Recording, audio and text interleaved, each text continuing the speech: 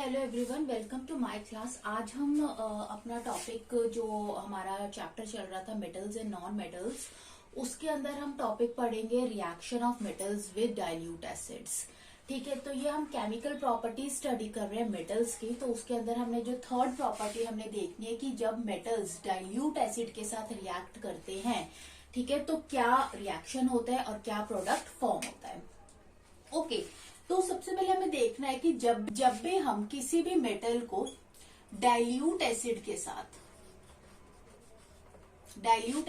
जब हम इसे रिएक्ट करेंगे तो हमारे पास यहां बनेगा सॉल्ट प्लस यहां पर बनेगी H2 गैस। ठीक है, और ये जो यहां पर जो सॉल्ट बनेगा, यहां ये बनेगा मेटल क्लोराइड। अगर आप एसिड लोगे HCl, ठीक है, तो हमारा यहाँ पर कौन सा सॉल्ट बनेगा? मेटल क्लोराइड सॉल्ट बनेगा। ठीक है, अब ये जो रिएक्शन होती है कि किसी भी मेटल की डाइल्यूट एसिड के साथ, ये कंप्लीटली डिपेंड करती है मेटल की केमिकल रिएक्टिविटी पे। ये हम सब जानते हैं कि कई ऐसे मेटल्स होते हैं जो कि बहुत ज्यादा एक्सट्रीमली रैपिडली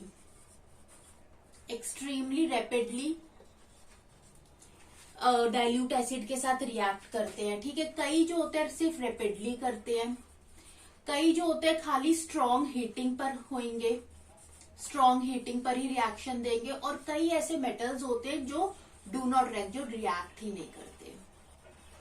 तो कैसा रिएक्शन होगा? एकदम वायलेंट रिएक्शन होगा, एक्सट्रीमली रैपिडली होगा, या फिर नॉर्मल रिएक्शन होगा, या हीट करने पर रिएक्शन होगा, या फिर मेटल एसिड के साथ रिएक्ट ही नहीं करेगा। ये डिपेंड किस पे करेगा? मेटल्स की केमिकल प्रॉपर्टी के ऊपर डिपेंड करेगा।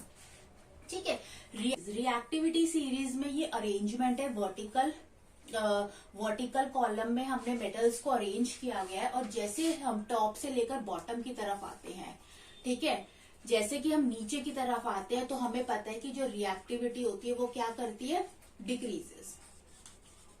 रिएक्टिविटी डिक्रीजेस करती है। तो इस रिएक्टिविटी सीरीज में सबसे रिएक्टिव मेटल कौन सा है? पोटेशियम है, फिर sodium, barium, calcium, magnesium, aluminium, zinc, iron, nickel, tin, lead, फिर हाइड्रोजन आ जाता है, copper, mercury, silver, gold and platinum आ जाता है। ठीक है, तो सबसे ज्यादा रिएक्टिव कौन सा है? पोटेशियम है, और सबसे लीस्ट रिएक्टिव कौन सा है? प्लैटिनम है।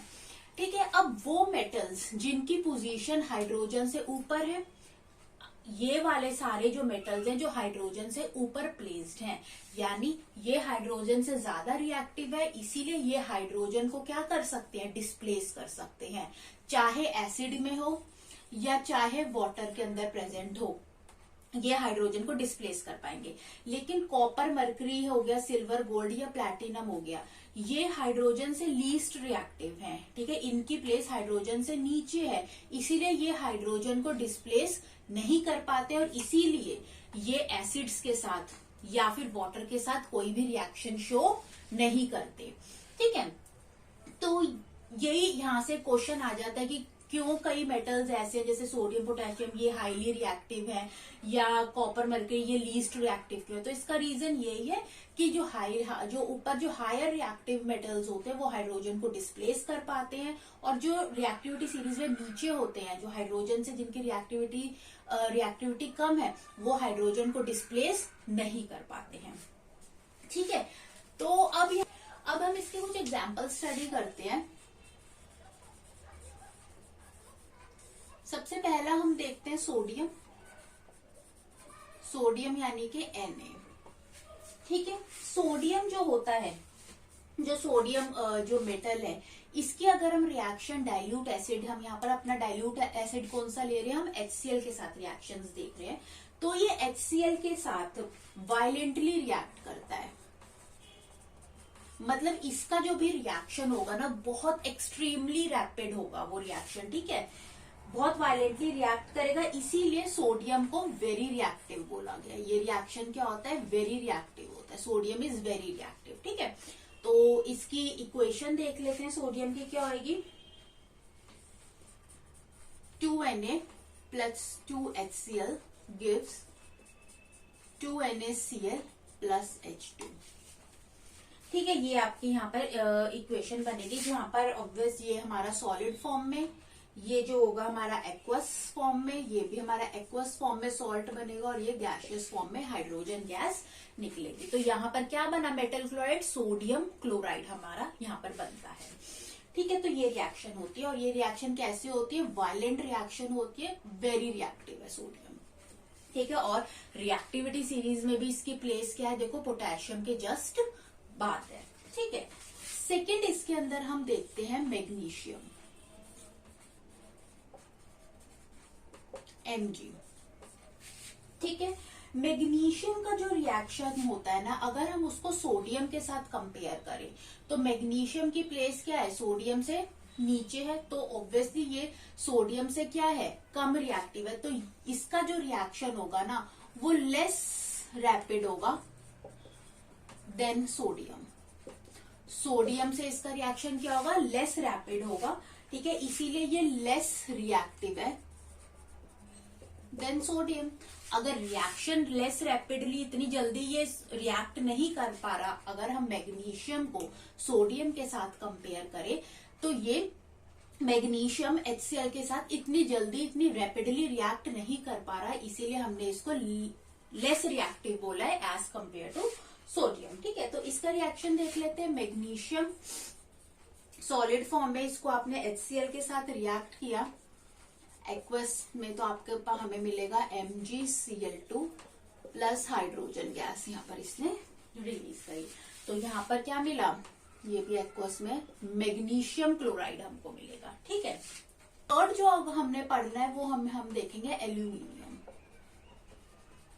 अब एल्यूमिनियम जो होता है ना मेटल, ठीक है, इसके ऊपर एल्यूमिनियम के ऊपर, एल्यूमिनियम मेटल के ऊपर क्या होती है, एक टफ, एक प्रोटेक्टिव लेयर होती है, किसकी, एल्यूमिनियम ऑक्साइड की, एल्यूमिनियम Al2O3, इसकी कवरिंग होती है। ठीक है, इसकी वजह से जब भी इसका रिएक्शन एसिड के साथ होता है तो रिएक्शन क्या होता है, बहुत स्लो होता है, वेरी स्लोली रिएक्ट करता है, ये वेरी स्लोली रिएक्ट।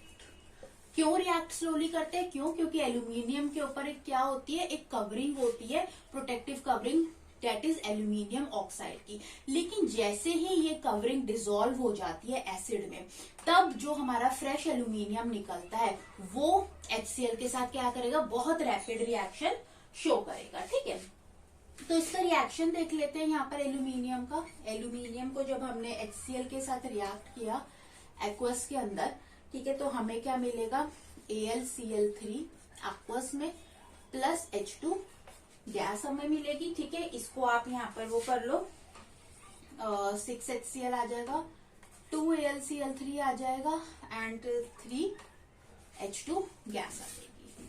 ठीक है, तो ये रिएक्शन होता है। तो अब यहाँ पर जो हो रहा है, रिएक्शन जो हो रहा है, स्लो रिएक्शन हो रहा है। ठीक है, क्यों, क्योंकि इसके पास टफ कवरिंग है, लेकिन जैसे ये कवरिंग डिसॉल्व हो जाएगी ये रिएक्शन रैपिड हो जाएगा। लेकिन फिर भी अगर हम इसको मैग्नीशियम से कंपेयर करें तो इसका रिएक्शन क्या होगा, लेस वीगरस होता है, less vigorous than magnesium, hence less reactive than magnesium. Magnesium के साथ कंपेयर करेंगे तो ये रिएक्शन क्या होगा, लेस रैपिड होगा, इसीलिए एल्यूमिनियम जो है लेस रिएक्टिव है देन मैग्नीशियम। वैसे भी इसकी पोजीशन मैग्नीशियम से क्या है, नीचे है। ठीक है, नेक्स्ट जो इसके अंदर आता है वो हम पढ़ेंगे जिंक। जिंक को अगर हम एल्यूमिनियम से कंपेयर करेंगे तो अगेन जो रिएक्शन होगा वो लेस रैपिड होगा, reaction is less rapid then aluminium. ठीक है, तो जिंक को क्या माना गया है, लेस रिएक्टिव माना गया है देन एल्यूमिनियम।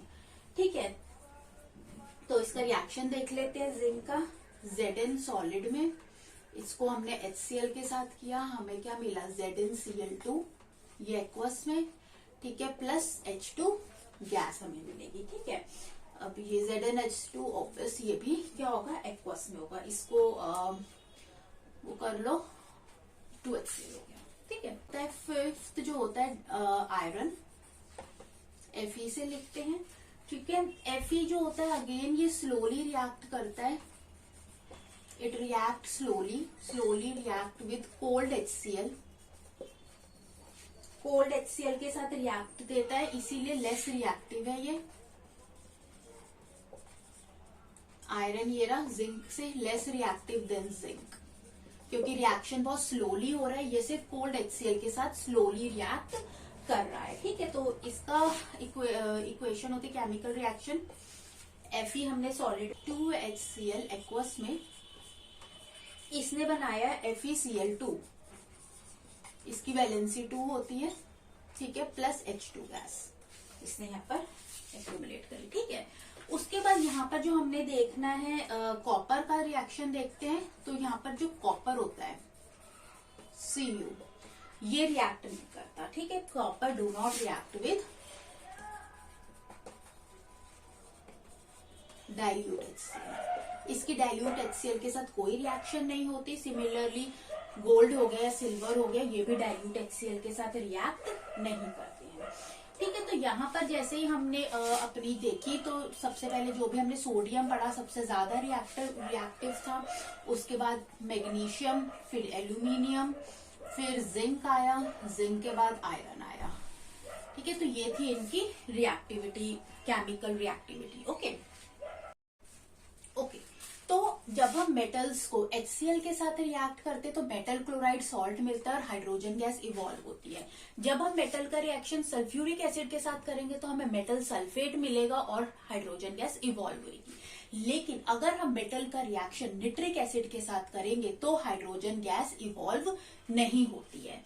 ठीक है, तो यहां से क्वेश्चन अराइज होता है कि क्यों मेटल्स का रिएक्शन निट्रिक एसिड के साथ करने पर हाइड्रोजन गैस क्यों नहीं इवॉल्व होती है। ठीक है, तो यहाँ पर इसे हम एग्जांपल से समझते हैं कि सपोज कॉपर हमारा मेटल है, उसका रिएक्शन आप निट्रिक एसिड के साथ कर रहे हो। ठीक है, तो यहाँ पर क्या बनाएगा, ये पहले H2 गैस तो निकालेगा। H2 गैस जो भी यहाँ पर निकली इस रिएक्शन की वजह से, अब ये जो हमारा निट्रिक एसिड होता है ये एक स्ट्रॉन्ग ऑक्सीडाइजिंग एजेंट है, स्ट्रॉन्ग ऑक्सीडाइजिंग एजेंट। ये क्या करेगा, ऑक्सीडाइजिंग एजेंट का क्या काम होता है, ये क्या करेगा, ये जो हमारी H2 है इसको ऑक्सीडाइज कर देगा। H2 को ऑक्सीडाइज करके ये किस में कन्वर्ट कर देगा, वाटर के अंदर। तो हमारा यहाँ पर क्या बन जाएगा, वाटर फॉर्म हो जाएगा। ठीक है, तो स्ट्रॉन्ग ऑक्सीडाइजिंग एजेंट ये H2 को किस में कन्वर्ट कर देगा, H2O में कर देगा। तो यानी H2 को कन्वर्ट कर देना या H2 को ऑक्सीडाइज कर देना, और ये क्या बना देगा, यहाँ पर वाटर बना देगा।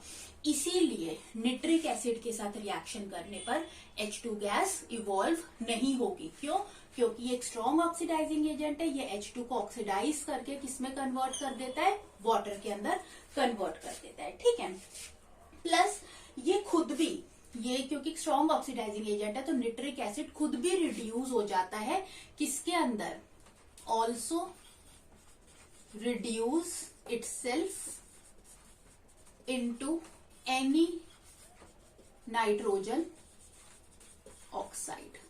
किसी भी नाइट्रोजन ऑक्साइड में ये रिड्यूस हो सकता है, यानी NO2 में हो सकता है, डेट इज नाइट्रोजन डाइऑक्साइड, या NO में हो सकता है, एक्सेट्रा नाइट्रोजन मोनोऑक्साइड में, किसी भी उसके अंदर ये क्या हो सकता है, रिड्यूस हो सकता है। ठीक है, तो जैसे यहाँ पर हो गया NO2, सपोज यहाँ पर ऑक्सीडाइज हो गया, प्लस सॉल्ट तो ये बनाएगा ही, डेट इज CuNO3, कॉपर निट्रेट बनाया। ठीक है, तो इसका, तो यहां से ये क्वेश्चन अराइज हुआ कि क्यों निट्रिक एसिड के साथ रिएक्शन होने पर H2 गैस इवॉल्व क्यों नहीं होती। ठीक है, तो अगर ये आप रिएक्शन इसका देखना चाहते हैं तो आप इसको बैलेंस कर लो। यहाँ पे लिख देती हूँ Cu, दैट इज आपने HNO3 के साथ जब आपने रिएक्ट किया था, दैट इज निट्रिक एसिड। ठीक है, ये किसमें बन गया, सॉल्ट बना, NO3 टॉइस, प्लस इसने बनाया, ये खुद रिड्यूस हो गया किसके अंदर, नाइट्रोजन डाइऑक्साइड के अंदर, और इसने किसको ऑक्सीडाइज कर दिया, हाइड्रोजन को ऑक्सीडाइज करके इसने क्या बना दिया, वाटर बना दिया। तो ये आ गया इसका रिएक्शन। अब यहीं से एक सेकंड क्वेश्चन अराइज होता है, तो क्या कोई ऐसा मेटल है जो निट्रिक एसिड के साथ रिएक्ट करने पर हाइड्रोजन गैस इवॉल्व करे। तो हमारा आंसर होता है यस, क्योंकि केमिस्ट्री और केमिस्ट्री में हमेशा एक्सेप्शंस होते हैं। इसीलिए अगर हम मेटल लाइक मैग्नीशियम या फिर मैंगनीज, ठीक है, इनका रिएक्शन अगर हम वेरी डाइल्यूट, अभी तक हम रिएक्शन पढ़ रहे थे डाइल्यूट एसिड्स के साथ, लेकिन अगर हम वेरी डाइल्यूट नाइट्रिक एसिड के साथ इनका रिएक्शन करें, ठीक है, तो यानी अगर हम मैग्नीशियम का रिएक्शन वेरी डाइल्यूट HNO3 के साथ करें, जो क्या है वेरी डाइल्यूट फॉर्म है, अगर वेरी डाइल्यूट है तो ये एक वीक ऑक्सीडाइजिंग एजेंट होगा, वीक ऑक्सीडाइजिंग एजेंट होगा। और अगर वीक ऑक्सीडाइजिंग एजेंट होगा तो ये H2 को ऑक्सीडाइज नहीं कर पाएगा और उसको वाटर के अंदर कन्वर्ट नहीं कर पाएगा, ठीक है। तो ये यहाँ पे रिएक्शन शो करेगा और यहाँ पे क्या बनाएगा, सॉल्ट बनाएगा, that is MgNO3 twice plus H2 gas इसने यहाँ पर क्या करी, इवॉल्व करी, ठीक है। इसको बैलेंस कर लो, तो ये रिएक्शन होगी। सिमिलरली मैंगनीज भी जब very dilute form of nitric acid के साथ रिएक्ट करेगा तो यहाँ पर सॉल्ट बनाएगा और हाइड्रोजन गैस क्या करेगा, इवॉल्व करेगा। तो ये दो मेटल्स जो है यहाँ पर एक्सेप्शंस के अंदर आ जाते हैं, ठीक है। ओके, अब यहाँ पर हम एक छोटा सा कॉन्सेप्ट देखते हैं कि कैसे मेटल्स जो कि हाइड्रोजन से जिनकी प्लेस ऊपर है उनको ज्यादा रिएक्टिव क्यों बोला गया है और हाइड्रोजन से नीचे वालों को लेस रिएक्टिव क्यों बोला गया है। तो सपोज हम अपना मेटल लेते हैं सोडियम और इसकी रिएक्शन हम देखते हैं H पॉजिटिव के साथ। अब ये जो H पॉजिटिव आयंस है, चाहे एसिड में हो चाहे वाटर में हो, प्रेजेंट होते हैं, ठीक है। अब देखो, जो भी मेटल होता है उसके पास टेंडेंसी होती है इलेक्ट्रॉन्स को लूज करने की, ठीक है। अब जैसे सोडियम है, सोडियम क्या करेगा, अपने 2 इलेक्ट्रॉन्स क्या करेगा, लूज करेगा और किस में कन्वर्ट हो जाएगा, 2Na पॉजिटिव, इसके ऊपर चार्ज आ जाएगा, ठीक है। तो ये जो मेटल, ठीक है, और ये जो 2 इलेक्ट्रॉन्स जो इसने लूज करे हैं, ये हाइड्रोजन को क्या कर देंगे, रिड्यूस कर देंगे और किस में कन्वर्ट कर देंगे, H2 गैस के अंदर कन्वर्ट कर देंगे, ठीक है। तो कई मेटल्स ऐसे होते हैं जो बहुत जल्दी से इलेक्ट्रॉन्स को लूज करते हैं और किसमें कन्वर्ट हो जाते हैं, पॉजिटिवली चार्ज आयंस में कन्वर्ट हो जाते हैं। और ये जो, लेकिन कई ऐसे मेटल्स होते हैं, जैसे आप रिएक्टिविटी सीरीज में जैसे हम नीचे को आएंगे, जैसे आयरन हो गया या एल्यूमिनियम हो गया, वो अगर हम उसको सोडियम के साथ कंपेयर करें तो वो लेस रेडली अपने इलेक्ट्रॉन्स को लूज करेगा और किसमें कन्वर्ट होएगा, पॉजिटिव आयंस में कन्वर्ट होएगा एक्टिविटी, ठीक है। तो कई मेटल्स की केमिकल रिएक्टिविटी क्यों ज्यादा होती है, क्योंकि वो बहुत जल्दी, very rapidly, some metals lose electrons very